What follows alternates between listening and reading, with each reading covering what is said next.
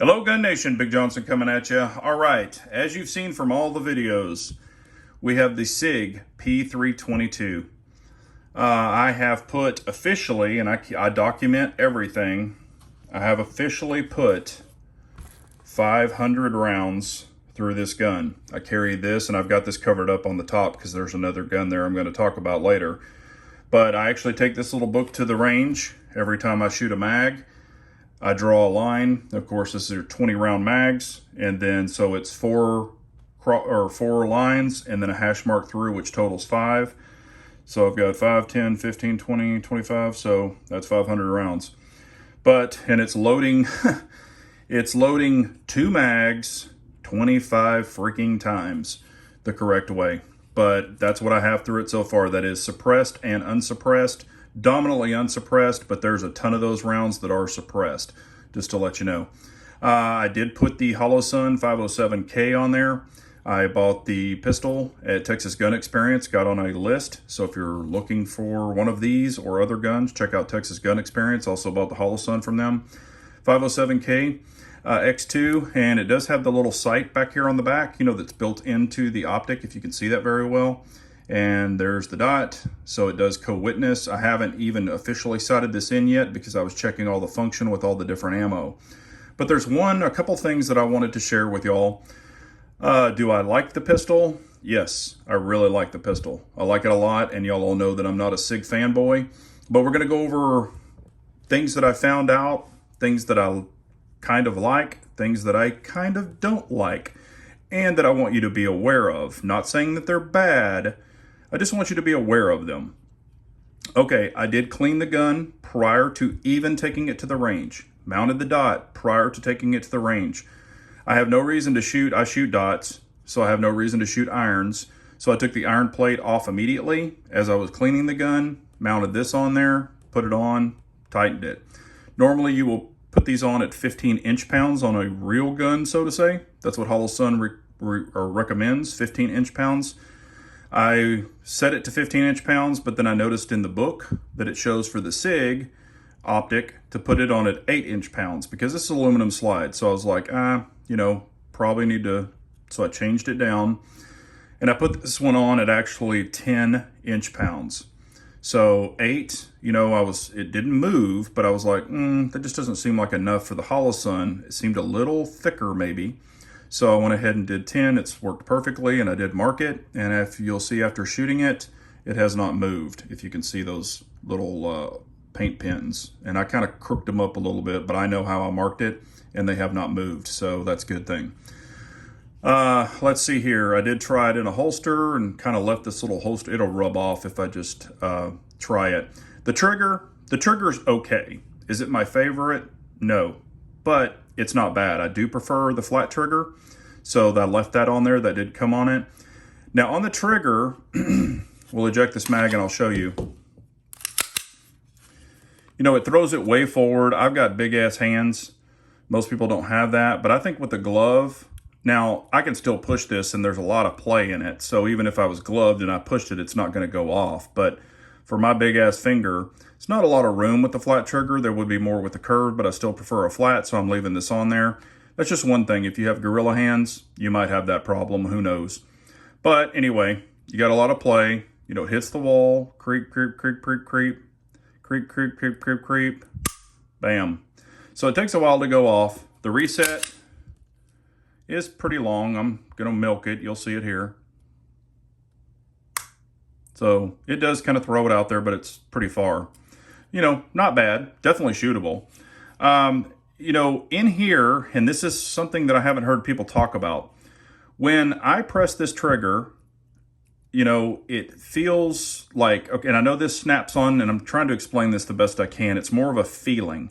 But if you pull this tab or pull your trigger off, you've got this little metal thing that sticks down that you snap the trigger onto. I can actually feel, and it's probably from golf because I'm a big feel player, but I can feel this plastic moving on the little thing that holds it. It's not like going to fall off, but as you compress the trigger, I feel you're pressing the trigger, and then the trigger is hitting this little aluminum thing that sticks down that it snaps on. So I feel the trigger hitting it, and it kind of compresses against it. So it's almost like a little crunchy feel or a little press feel, and then it engages the arm. If that makes any sense. I'm sorry, I'm trying to explain it the best I can, but I can feel that. It's not like a solid trigger that you would feel. Not that it's bad. I don't think it's going to ever break. You know, I would just look here maybe over a longer period of time and see if you get any flex out of it or anything, but that's kind of what it feels like. It feels like when you're moving this, that you're not even moving that little arm, which you probably are, but then when you put tension on it is when I feel it engage against that little holder, I guess is what I'm trying to say. So there's that, but you know, kind of like it has a little bit of play in it. You can wiggle the trigger, hear it.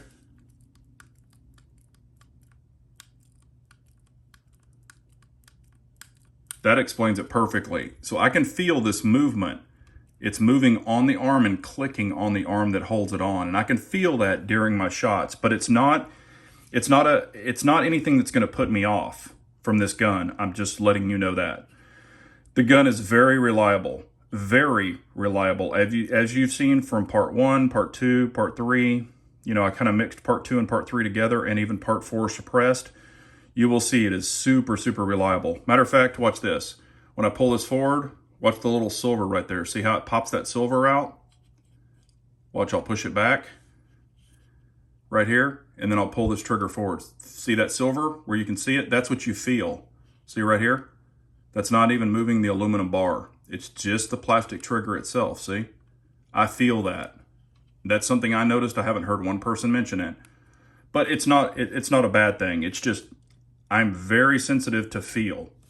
Because I shoot a lot of 2011 triggers and I really feel when I'm shooting.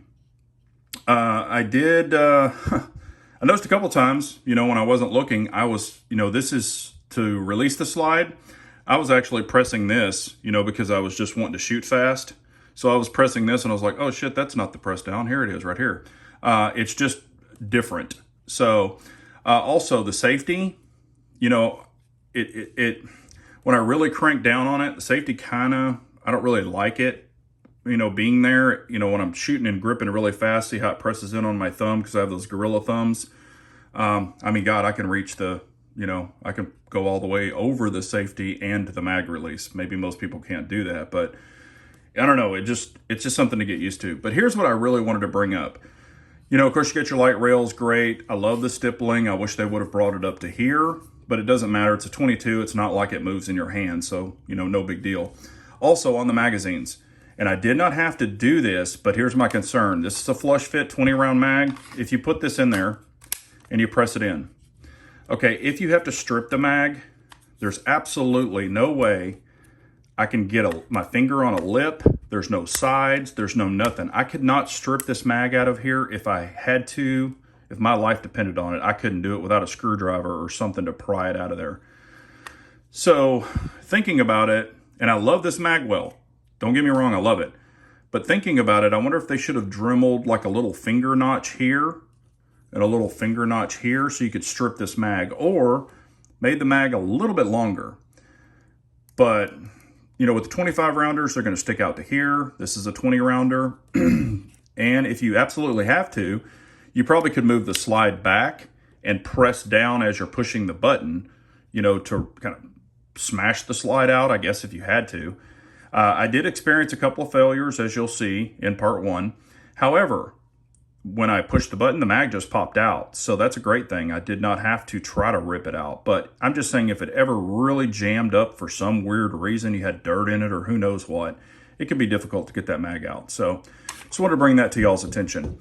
Another thing, and as you will see from the thumbnail, you know, I noticed that thumbnail when they were shooting it. That's Phil Strader in this thumbnail from Sig. And I'm not copywriting it. I'm just sharing his picture. So not as a disrespect or anything like that. I think Phil's a nice guy. I've actually met him personally. However, you will see steam as he's shooting it. Exhaust or gases are coming out of here, but they're also shooting up out of here. Even, you can look at the thumbnail, but there's gases shooting up out of here. So I'm like, huh, that's weird. You know, my other guns don't do that. So I wanted to show you, after 500 rounds, I have not cleaned this gun. Look over here. And it might be hard to see. I did have this light on so you could kind of see it maybe. but there's a lot of carbon.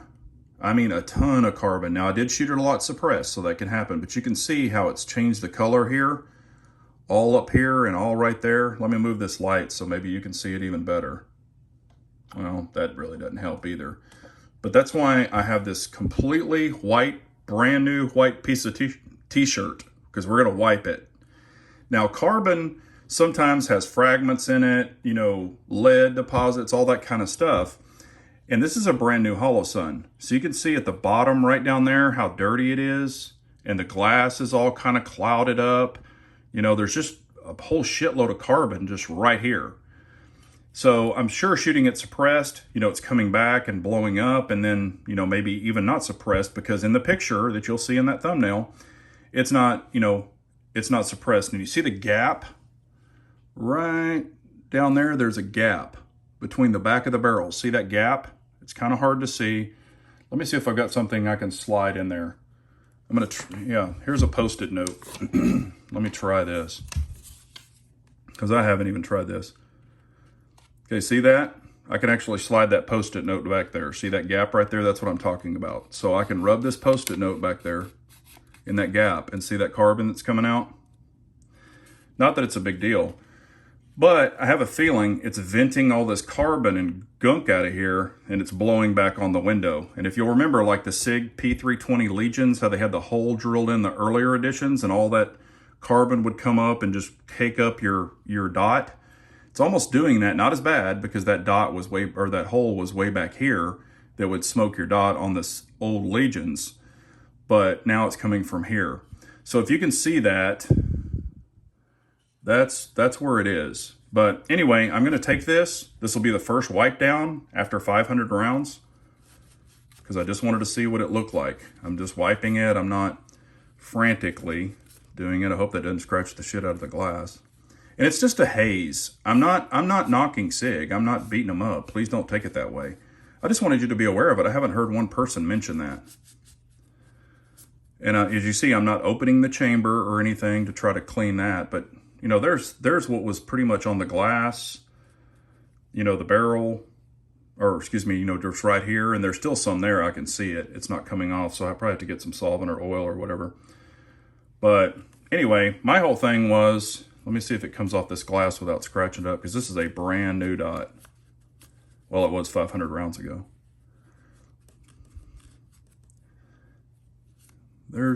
Yeah, it seems to be. I think this might be leaving some lint, but yeah, it's actually not too bad. And I'm not muzzling myself, just so you know.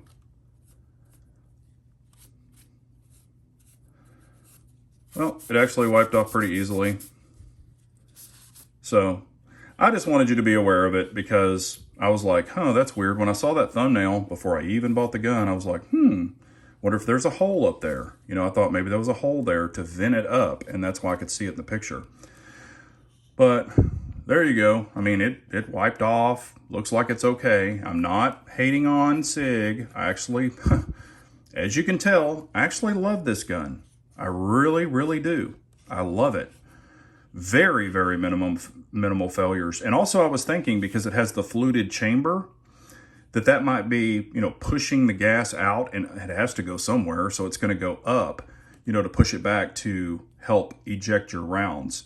So with the fluted chamber, maybe that's what we have to deal with. Not a big deal. They might have been able to make this slide to where it kind of folded more forward to vent that gas that way, so it doesn't go on your optic, but you know, whatever. I could probably put a piece of tape right here. It would look jicky as hell, but it would just hold all that carbon down there and maybe not, you know, throw it out. But like I said, that's after 500 rounds. Most people don't shoot 500 rounds in one session. I was at Texas Gun Experience literally all day shooting, because I only had 2 mags. So I was loading, and I was doing it correctly. So I did not get rim lock, as I talked about in the first, second, and third, and fourth video. But I think this is a great gun for a 22, and 22s are not snappy. Comparing it to the Taurus, since it is lighter, you can feel a little more, you know, 22 recoil, which is nothing. Also, with my grip on here, I've got XXL hands. I can get a full grip, which I can really appreciate. I can actually eject the mag without breaking my grip, So, I mean, you know, there's my grip. I'll just lock it down. See, I can still eject the mag without moving anything. I really like that. But am I happy with this gun? Absolutely. And I'm going to tell you this. I am going to make this, I'm going to come out and say it. I have a feeling, and maybe I'll be the first to say this. I have a feeling a shitload, and I will repeat that word, a shitload of people are going to start carrying this gun as a self-defense pistol. The reliability is there. I mean, you know, if you run like some defensive 22 ammo, I just have this feeling a lot of people are going to start carrying this as a defensive pistol. 20 rounds on tap, you could put a freaking that size group of 20 rounds between somebody's face. I'm predicting it now. Most people have never carried a 22 for self-defense, but I guarantee you a lot of people, I think, are going to start doing that. Call me crazy, you know, give me your opinion. What do you think? This gun is super reliable and has been for 500 rounds. Would I hang my hat on it yet? No. However, with what I saw, I'm pretty damn impressed. So, holster makers, you know, I'm just letting you know. I have a sneaky feeling because it's so light, it's so maneuverable, it serves so many purposes, and also I'll go ahead and let you know my purpose on it. It's basically a bug out gun, just to have to where I could carry, you know, shit, I could carry 1,000 rounds of 22 and this and a suppressor, and it'd be a great little bug out gun. So my Taurus, I love my Taurus. I think the Taurus shoots way flatter than this. It's actually faster than this. The Taurus trigger blows this one out of the water, even prior tandem cross. But my tandem cross TX25 is kind of like the Ferrari of 22s as far as speed and looks. This thing is kind of the tactical ninja, you know, whatever you want to call it, do-alt gun. So that's what role I got this for. That's what I'm going to be using it for. Sorry to ramble on. I'm just trying to give you all the information and let you be aware of it. But do I recommend this gun? After 500 rounds, I highly recommend this gun. Matter of fact, I've already told a couple of buddies and they're grabbing one too. So very happy with my purchase, and I will just keep shooting it and give you updates if anything happens. If not, we are still rolling with this bad boy, just shooting it, having fun, great suppressor host. This really makes me want to shoot my suppressor even more. And I did run auto match, tons of auto match suppressed. It ate every freaking one of them. So I did ammo testing. You can watch all those videos. I tested a shitload of ammo, and I did have some failures in the first one. However, that same ammo that I had failures in the first video, part 1, I've reran it since that range session. I mean, within that same day, but later that day, and it ran it perfectly. So there you go. But I appreciate y'all so much. I just wanted to share all this before I cleaned it, and I still might not clean it and go shoot it some more. I've got some scratches on the slide, things like that. And I will say this, let me just say this real quick. Between this and the Taurus, as far as build, this blows the Taurus out of the water. This actually looks really nice, aluminum milled and, you know, all of that. Yes, it's going to show scratches. The other one does too. However, the Taurus TX22 competition slide looks like it's, you know, I joked around with Uncle Dan and I said it looks like it's made out of like used sardine cans or something, or pot metal. It's just very porous. It's, you know, cheaply, and now it still works. I love the gun, don't get me wrong, but it just looks like it's made out of subpar material, where this looks much, much cleaner, you know, maybe machined better quality aluminum, things like that. But they both work. So there you go. But I appreciate y'all watching so much. Sorry this video went a little long. If you have any questions, please leave them afterwards. But this is kind of my summary of the Sig P322 and what I think about it so far after 500 rounds. But y'all have a great day. Remember, an unarmed nation is a very weak nation, so we all got to carry on.